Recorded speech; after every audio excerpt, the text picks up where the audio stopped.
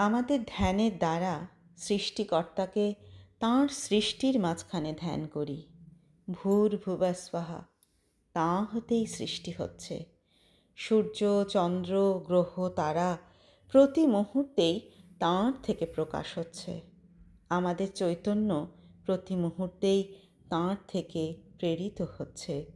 তিনিই অবিরত সমস্ত প্রকাশ করছেন। এই হচ্ছে আমাদের ধ্যান।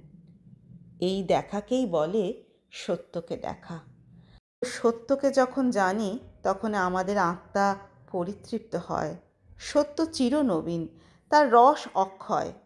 সমস্ত ঘটনাবলীর মাঝখানে সেই অন্তরতম সত্যকে দেখলে দৃষ্টি সার্থক হয়। তখন সমস্তই মহত্বে, বিস্ময়ে, আনন্দে পরিপূর্ণ হয়ে ওঠে। এই জন্যেই আমাদের ধ্যানের মন্ত্রে আমরা প্রতিদিন অন্তত একবার সমস্ত বিশ্ব ব্যাপারের মাঝখানে বিশ্বের যিনি পরম সত্য তাঁকে ধ্যান করবার চেষ্টা করে থাকি। ঘটনাপুঞ্জের মাঝখানে যিনি এক মূল শক্তি, তাঁকে দর্শন করবার জন্যে দৃষ্টিকে অন্তরে ফেরায়। তখন দৃষ্টি থেকে জড়ত্বের আবরণ ঘুচে যায়। জগৎ একটা যন্ত্রের মতো আমাদের অভ্যাসের কক্ষ জুড়ে পড়ে থাকে না। প্রতি মুহূর্তেই এই অনন্ত আকাশব্যাপী প্রকাণ্ড প্রকাশ একটি জ্ঞানময় সত্য হতে নিশ্চিত হচ্ছে, বিকীর্ণ হচ্ছে। ইহাই অনুভব করে আমাদের চেতনা পরিপূর্ণ হয়ে ওঠে। তখন অগ্নি, জল, ঔষধি, বনস্পতির মাঝখানে দাঁড়িয়ে বলতে পারি, অনন্ত জ্ঞান, অনন্ত ব্রহ্ম সর্বত্রই আনন্দরূপে, অমৃতরূপে তাঁর প্রকাশ।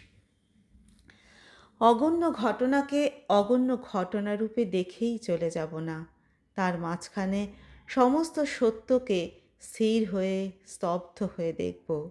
এই জন্যই আমাদের ধ্যানের মন্ত্র গায়ত্রী।